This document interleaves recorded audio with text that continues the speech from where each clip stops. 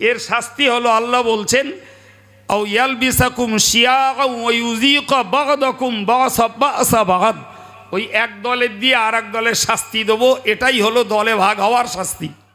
জনগণের চোখ ফুটে যায়, তাই এরা কাফের, ওরা বেঈমান, ও মুনাফেক, ও জাহান্নামী, ওর সাঁই গোষ্ঠী জাহান্নামী, এ ফতোয়াবাজি ফুলদমে চলছে, অথচ খোদার গজব হয় না। করুন, ভোটার তালিকায় ভুল নাম আমরা লিখতে যাইনি, আই কার্ডে ভুল নাম আমরা বলিনি, আধার কার্ডে আর প্যান কার্ডে ভুল নাম আমরা করিনি, পাসপোর্টের ভুল নাম আমরা দেইনি, যা করেছে সব ওই জালিয়াতের অফিসাররাই।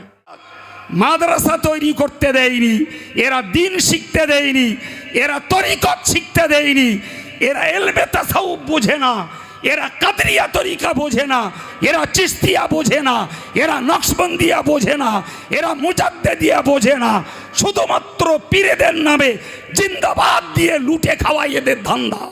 দিতে হয় মুসলমানগুলোর, কখনো খসড়া তালিকা করে, কখনো হিয়ারিংয়ে ডেকে, কখনো আন্ডার জুডিশনে দিয়ে তোমারে টাইট করবো, কখনো তোমার রেজাল্টই দেবো না, তোমার ডিলেটেড করে দেবো, বলে দলে ভাগ করে দেবো, আর দে এক দলের দিয়ে আর এক দলের শায়েস্তা করাবো। কথা মাথায় ঢুকলো কিছু? দলে দলে ভাগ করাবো আর এক দলের দিয়ে আর এক দলের। একটু মাথায় ঢুকিয়ে নেন তো ব্যাপারটা, কোরআনের কথাটা কতটা সত্য। ভাই ধর্মনৈতিকভাবে দলের শেষ আছে, একটু কথা বলেন আমার সঙ্গে, অশুনতে হবে না, এবার কথা বলেন।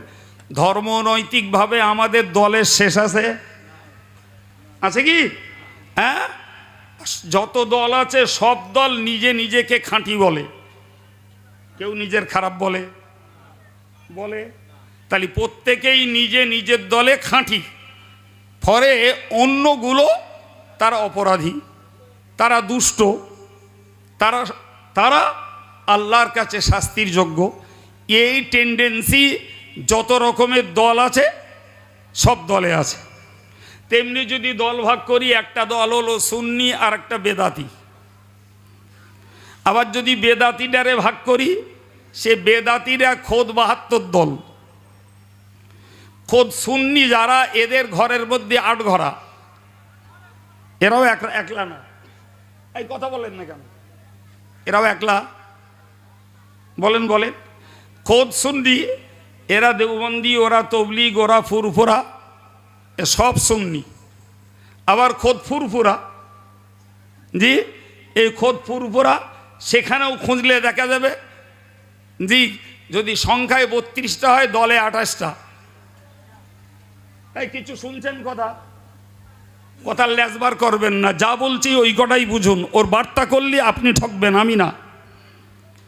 সংখ্যায় ৩২টা, দলে ২৮টা, সেখানেই আছে। আবার যদি বের করি, তাহলে ফুরফুরা এক দল, সুন্নতুল জামাত আর এক, বসিরহাট আর এক, আবার বসিরহাটের ভিতরে যার স্বার্থে সে আর এক দল, এরই বলে ঘরে এক ঘরের মধ্যে ৮ ঘরা, আছে না নেই?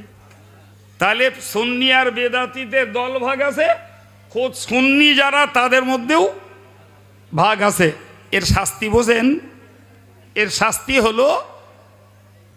শাস্তি হলো আল্লাহ বলছেন আও ইয়ালবিসাকুম শিয়াআন ওয়া ইউযীকা বাগদাকুম বাসা বাগাদ, ওই এক দলের দিয়ে আর এক দলের শাস্তি দেবো, এটাই হলো দলে ভাগ হওয়ার শাস্তি। কিরাম বলেন দি? ওরে আমার দেখলি সহ্য হয় না, আমার মনের যন্ত্রণা ওর দেখলি, আবার আমার দেখলি এনার সহ্য হয় না, উনি বলো মনে মনে কষ্ট পাচ্ছে। কথা বলছেন না কেন? অথচ একই পাড়ায় আর একই দলে সব। আল্লাহ বলছেন ওয়ায়ুযীকা বা'দাকুম বা'সা বা'দ, সবাই নামাজি, সবাই রোজাদার, সবাই সিলসিলায় ফুরফুরার কথা বলছে, সবাই সুন্নতুল জামাতের কথা বলছে, সবাই ভালো কথা বলছে, কিন্তু এর ভিতর দিয়েও নিজেদের এই দলাদলি, নিজেদের এই বিভ্রান্তি, নিজেদের এই মিসআন্ডারস্ট্যান্ডিং, ভুল বোঝাবুঝি, একে অপরেরটাকে সইতে পারি না, মেনে নিতে পারি না বলেই প্রত্যেকেই মানসিক যন্ত্রণার কষ্ট ভোগ করছে। কেউ তার মসজিদ এলাকায়, কেউ তার মাদ্রাসা এলাকায়, কেউ তার পাড়ায়, কেউ তার মহল্লায়, খোঁজ করুন, আব্দুল কাইয়ুমের কথা যদি 100%-এর 1% মিথ্যা হয়, এখানে এসে ক্ষমা চেয়ে যাব। এটাই খোদার গজব, এটাই খোদার দেওয়া শাস্তি। আল্লাহ বলেছেন ওয়ায়ুযীকা বা'দাকুম বা'সা বা'দ, তোমাদেরকে শাস্তি দেবো তোমাদের দ্বারাতেই। কথা কি বুঝলেন ভাই? এর বেশি ব্যাখ্যার দেব না। আর একটা সাইড বলি ভাই, আমাদের দেশে রাজনৈতিক অস্থিরতা কম নেই, ঠিক না ভুল? হ্যাঁ, স্বার্থের জন্য সকালবেলা এক জার্সি, বিকেলবেলা আর এক জার্সি।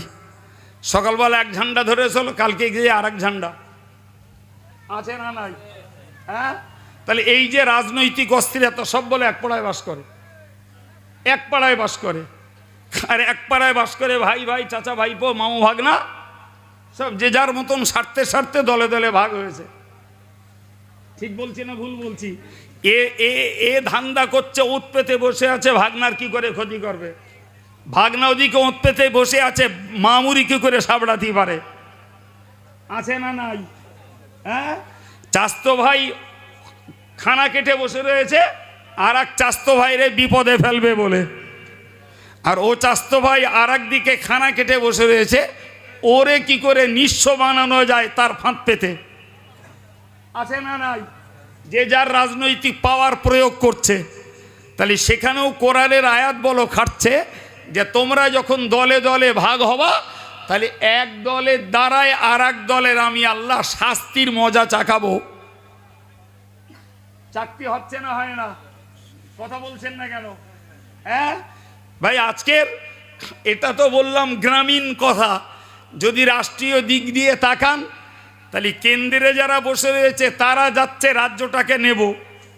হ্যাঁ, রাজ্য নিতে গেলে কীভাবে এদের শান্টিং দিতে হয় মুসলমানগুলোর, কখনো খসড়া তালিকা করে, কখনো হিয়ারিংয়ে ডেকে, কখনো আন্ডার জুডিশনে দিয়ে তোমারে টাইট করবো, কখনো তোমার রেজাল্টই দেবো না, তোমার ডিলেটেড করে দেবো। ভোগো, এই কথা শুনতে পাচ্ছেন কিছু?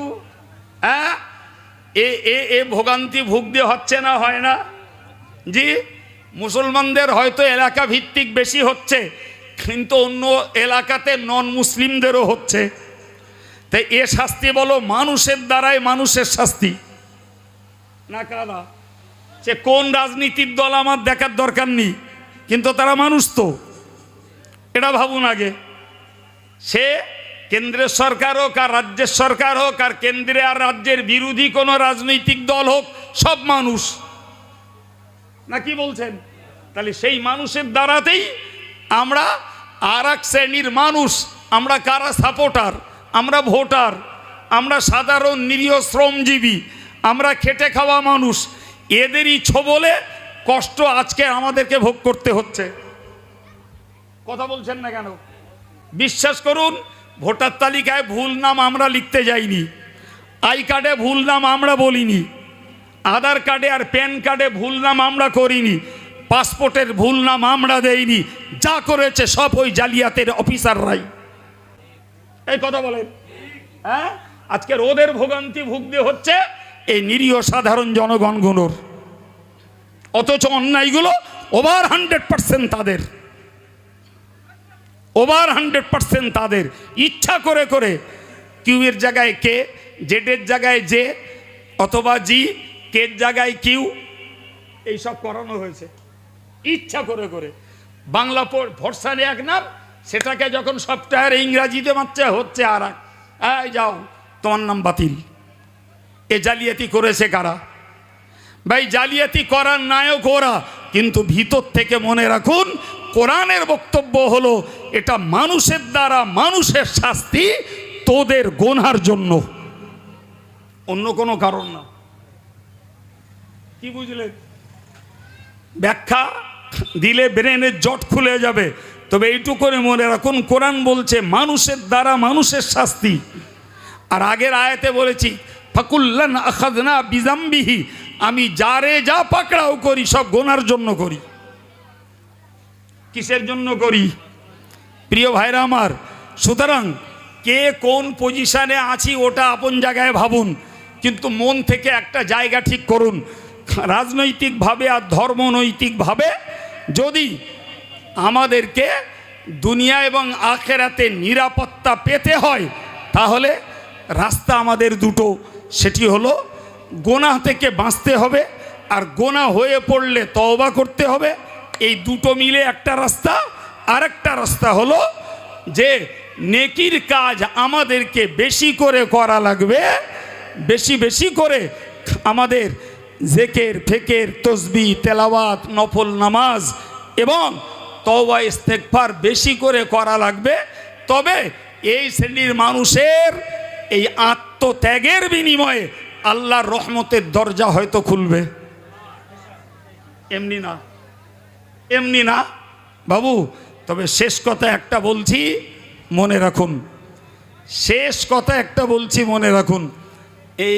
এই আবুল আহাবের চেলা চামুন্ডা আমাদের দেশের এই ফেরাউন হামান যে কটা তৈরি হয়েছে, এই কথা বুঝলেন জি?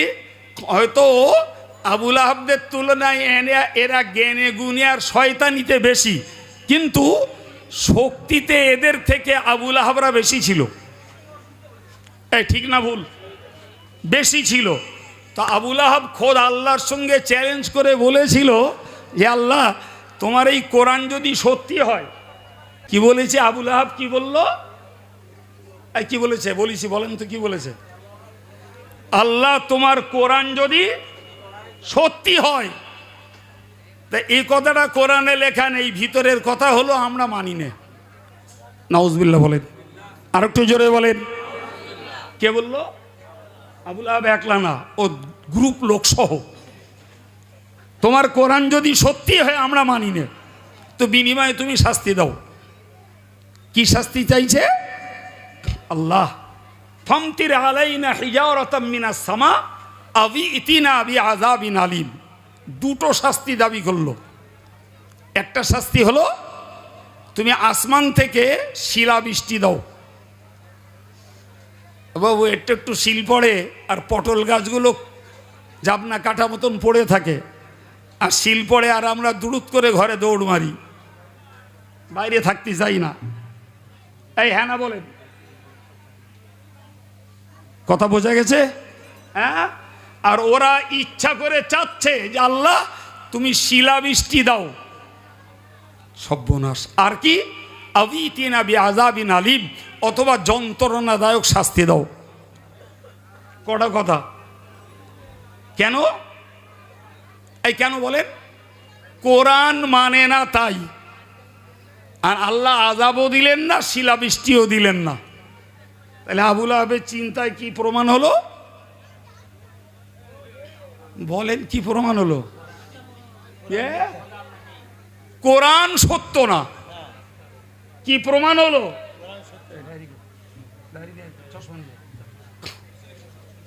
কি নেই বাবা? কোরআন। আশ্চর্য ব্যাপার, এত বড় কথা। আল্লাহ আযাব দেননি, শিলাবৃষ্টিও। তাহলে ওর কাছে প্রমাণ হলো কোরআন সত্য না। ভাই, নবীর এই কথাটা নবীর মনের কাছে আনন্দের না দুঃখের? তাড়াতাড়ি বলেন দিন। দুঃখের, বিরাট কষ্টের। যে আল্লাহ, ওরা আমার গাল দিচ্ছে, ওরা আমারও গালি দিচ্ছে, ভৎসনা করছে, তিরস্কার করছে, কুৎসা রটনা করছে, এত কিছু ওরা করছে। ইভেন শেষ পর্যন্ত আল্লাহ, ওরা তোমাকে মিথ্যাবাদী বলছে, তোমার কালাম কোরআনকে মিথ্যাবাদী বলছে, আমাকে তারা মিথ্যাবাদী বলছে। তারপরেও আল্লাহ তোমার গজব ওদের উপরে হলো না। তার মানে ওদের কাছে প্রমাণ হবে কি? ওই সবগুলো মিথ্যা। প্রিয় ভাইরা, মুরব্বীরা একটু ভেবে বলবেন, আজকের যুগ আর ওই যুগটা একসঙ্গে মিলিয়ে নেন। আজকের যারা গাল দেয়, সমালোচনা করে, ন্যায় অন্যায় বুঝবার মতো মুরদ নেই, পড়ে না, বোঝে না, শেখে না, জি, শুধু হিংসা করাই কাজ। আর এই করে গাল দিয়ে, ফজিয়াত করে, সমালোচনা করে, শত্রুতা করে, দলবাজি করে গোটা বাংলাটাকে আগুন লাগাচ্ছে। অথচ এদের উপরে খোদার গজব হচ্ছে না। খোদার গজব, জি, আমার রাজনীতি বন্ধ নিয়ে, সমাজনীতি বন্ধ নিয়ে, আমার জলসা বন্ধ নিয়ে, আমার তদবির বন্ধ নিয়ে, আমার দাওয়াতের টাকা কম নিয়ে, আমার সম্মান কম নিয়ে, আমার জিন্দাবাদ কম নিয়ে, সব কিছু তুঙ্গে চলছে।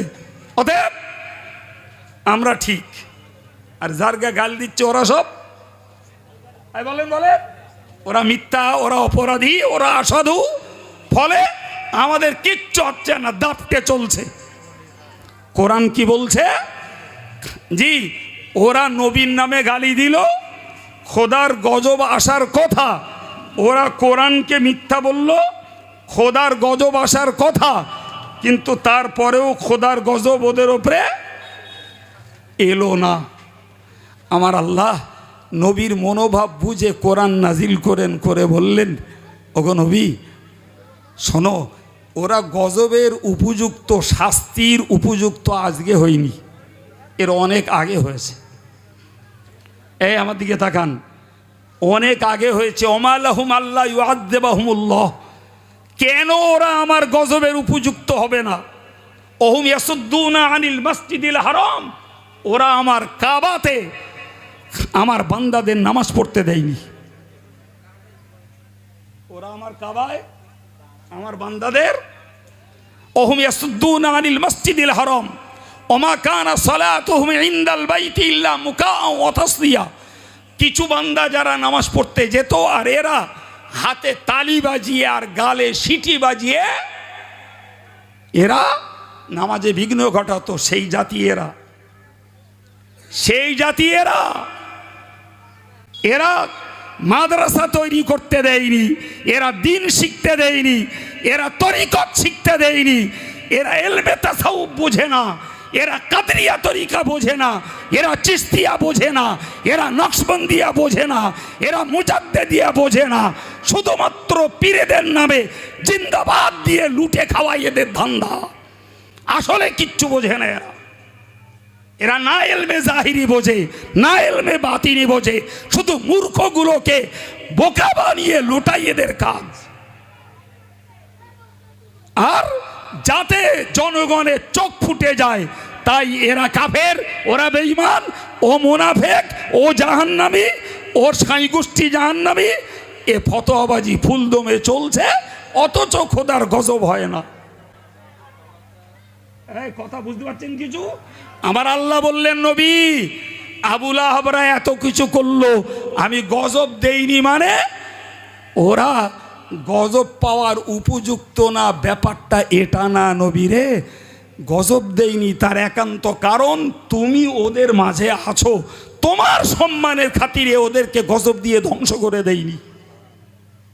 এই কথা শুনতে পাচ্ছেন? মর্যাদাকার, মর্যাদাকার, মর্যাদায় মিথ্যুক, চটকদার, ধোঁকাবাজ, গালিদাতা, মিথ্যা ফতোয়া দাতা আর জনগণের কাছ থেকে বোকা বানিয়ে লুটে খাওয়া এদের মর্যাদা না। মর্যাদা যারা অমরত্ব লাভ করে, আল্লাহর যে অলিগুলো বাংলার মাটির নিচে শুয়ে আছে, তাদের মর্যাদার খাতিরে এদের ইজ্জত আর এরা বেঁচে যায়। কথা বুঝতে আসছেন? আল্লাহ বললেন এই জন্য গজব দেই না। আমার নবী এক মুহূর্তের ভিতরে ভেবে নিলেন যে এই যদি ঘটনা হয়, তাহলে আমি যখন থাকবো না, আর আমার জাতি যখন পাপ কাজ করবে, আমার জাতি যখন পাপ কাজ করবে, তখন তো আমার আল্লাহ এদেরকে ধ্বংস করে দেবে। আজকে যখন আমি আছি বলে করছে না, বলেছেন আল্লাহ, তাহলে আমি যখন থাকবো না তখন ধ্বংস করবে, এটা পরিষ্কার। আমার আল্লাহ বললেন, নবী না গো, আমার নবীর মনের কথা আল্লাহ বুঝে নিয়ে বললেন, ওমা কান আল্লাহু মুআযযিবাহুম ওয়া হুম ইস্তাগফিরুন।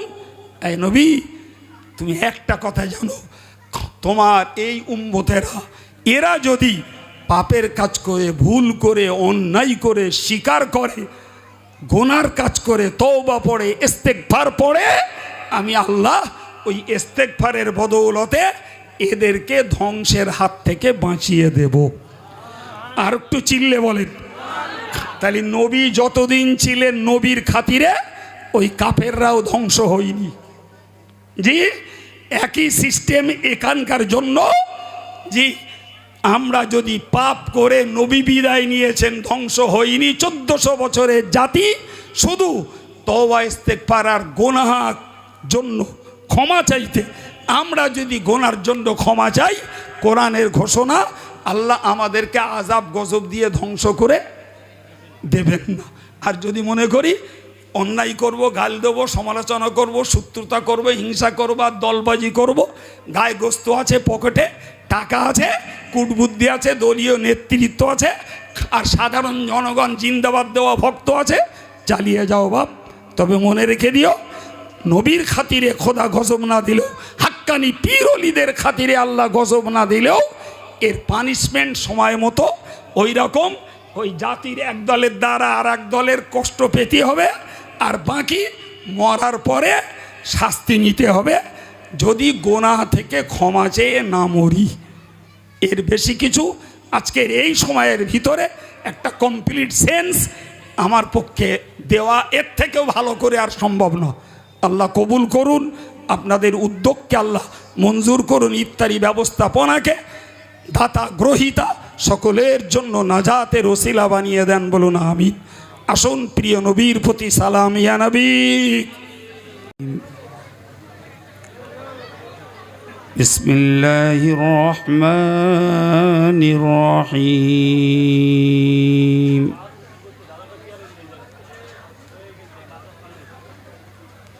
وهو الغفور الودود ذو العرش المجيد فعال لما يريد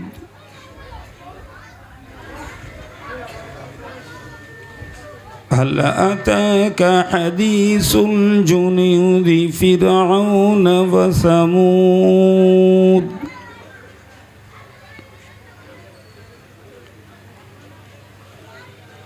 بل الذين كفروا في تكذيب والله من ورائهم محيط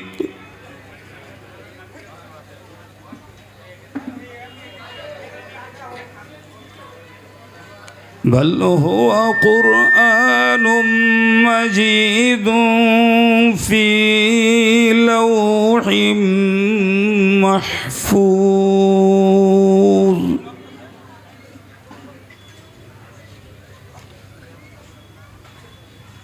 صدق الله العظيم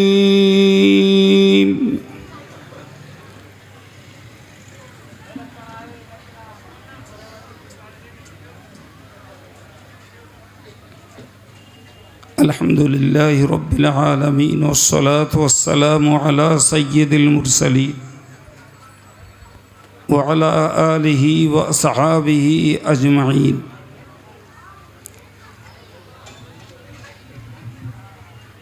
أما بعد فأعوذ بالله من الشيطان الرجيم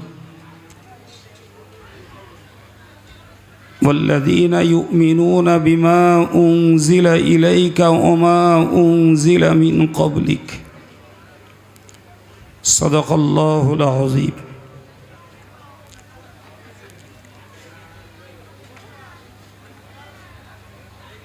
সম্মানিত স্থানীয় মসজিদের ইমাম সাহেবগণ, তৎসহ মঞ্চে উপস্থিত অন্যান্য হুফাজ, হুজ্জাজ ও ওলামায়ে কেরাম, সাধারণ দিনদার ইমানদার মুরব্বী ভাই ও স্নেহাশিস যুবকেরা,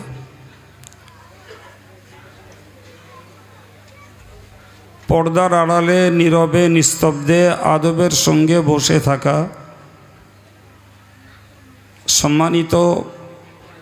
সম্মানিতা মায়েরা, স্নেহাশিস মেয়েরা ও বোনেরা, কেবলমাত্র ইফতারের সময়টা পাইয়ে দেওয়ার জন্যই আমি কয়েক মিনিট আপনাদের কাছে কথা বলছি।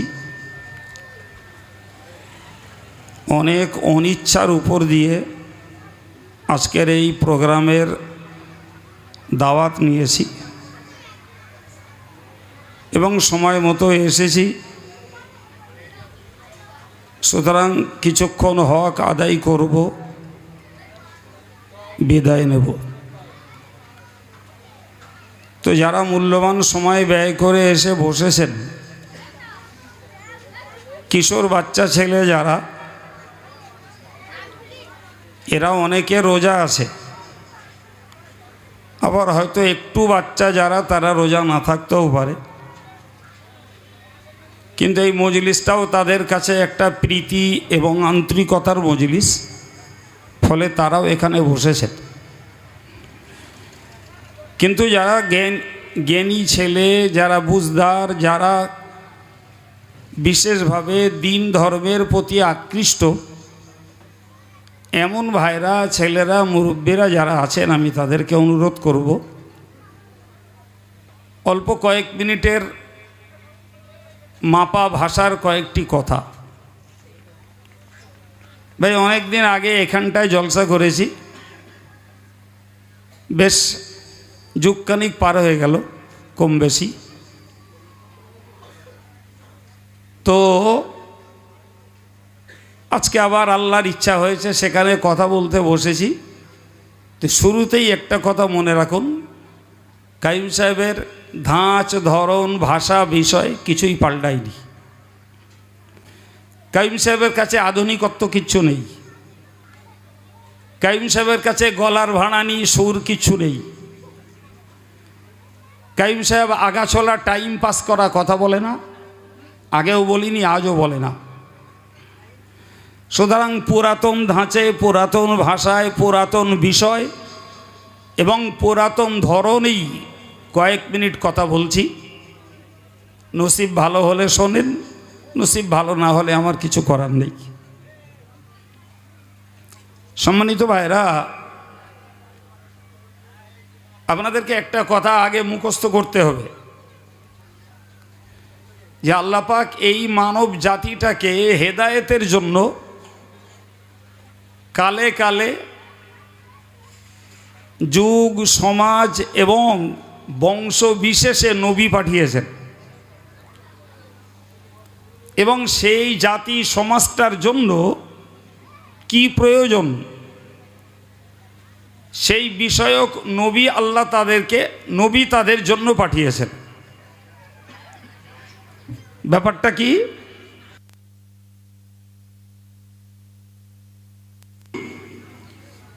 এবং তাদের হেদায়েতের জন্য যেটা দরকার সেটাই আল্লাহ পাঠিয়েছেন। কোরআনে আল্লাহ বলেছেন, ওমা কুন্না মুআযযিবিনা হাত্তা নাবআসা রাসূলা। কোনো জাতিকে আল্লাহ আযাব দেন না যতক্ষণ সেই জাতির উপরে আল্লাহ রসুল না পাঠান। সুবহানাল্লাহ বলেন। তার মানে আল্লাহ পাকের পক্ষ থেকে বান্দার জন্য এটা দয়া যে বান্দা, তোরে যদি মারি, তোরে যদি ধ্বংস করি, তোরে যদি ক্ষতিগ্রস্ত করি, তোরে যদি বিপদ আপন্ন করি, তো আগে তোকে সাবধান করে দেবো। সুবহানাল্লাহ বলেন। এটি আল্লাহর দয়া। আল্লাহ মারেন যদি আগে সাবধান করে দেন। তো আল্লাহ কোরআনে তাই বললেন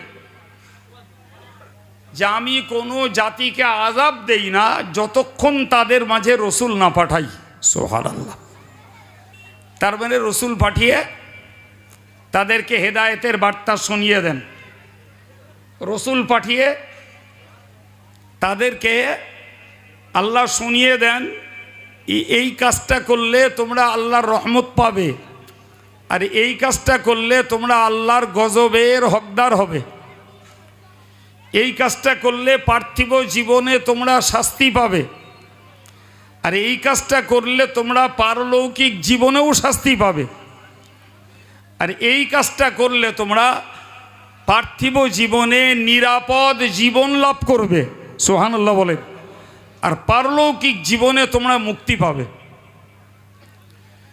এই যে কটা কথা বলছি, প্রত্যেকটা কথার পিছনে কোরআন হাদিসের তথ্য আছে। আমার তথ্য তুলে বলার মতন সময় নেই। তো যারা এতটুকু বিশ্বাস করছেন তাদের জন্য একটা মানসিকতা তৈরি করতে আমার এই আলোচনাই যথেষ্ট। কি বলেছি আমি আপনাদেরকে বলেছি আল্লাহ পাক কোনো জাতি, কোনো সম্প্রদায়, কোনো ব্যক্তিকে ধ্বংস করে দেন না যতক্ষণ পর্যন্ত তার কাছে বার্তাবাহক রসুল না পাঠান। সুবহানাল্লাহ, এটা আল্লাহ পাকের দয়া। অন্য আয়াত পাকে আল্লাহ বলেছেন ওয়াইম মিন উম্মাতিন ইল্লা খালা ফিহা নাযির, গোটা পৃথিবীতে এমন কোনো সম্প্রদায় নেই যাদের মাঝে আল্লাহ ভীতি প্রদর্শনকারী, ভয় দেখানেওয়ালা মানুষ পাঠাননি। সুবহানাল্লাহ, কথা বুঝে আসছে কি? তাহলে পৃথিবীর পূর্বেকার জাতি নূহ নবীর কওম, নূহ নবীর জাতি, আদ জাতি, সামুদ জাতি এবং কওমে তুব্বা, কওমে হাবিরি, কওমে লুত, যত সম্প্রদায় এই ভূপৃষ্ঠে খোদার গজবে ধ্বংস হয়েছে, প্রত্যেকটা আল্লাহ পাকের আদেশের সীমা লঙ্ঘন করেছে, আল্লাহর নিষেধের প্রতি তারা ভ্রুক্ষেপ করেনি এবং রীতিমতো তারা স্বেচ্ছাচারিতার সঙ্গে জীবনযাপন করেছে। আল্লাহ পাক চূড়ান্ত সময়সীমা পর্যন্ত তাদের সুযোগ দিয়েছেন, এরপরে তারা ফিরিনি, তাদেরকে আল্লাহ জায়গায় ফেলে ধ্বংস করেছে। কথা শুনতে পাচ্ছেন কিছু? হ্যাঁ, কথা না শুনলে আমার বেকারে খাটানো হবে। তবে কথা শুনুন, আমি আগে বলেছি বলো, পুরাতন ধাঁচ, স্বভাব, ভাষা, বিষয় সব বজায় রেখে কথা বলছি, আমার কিচ্ছু পাল্টাইনি। চটকদারি কথাও বুঝিও না, লোক হাসানো ঠাট্টা করা কথাও বুঝিও না। পেলেন? এই জাতির ব্রেন কালচার করা কিছু কথা বলতে চেষ্টা করি।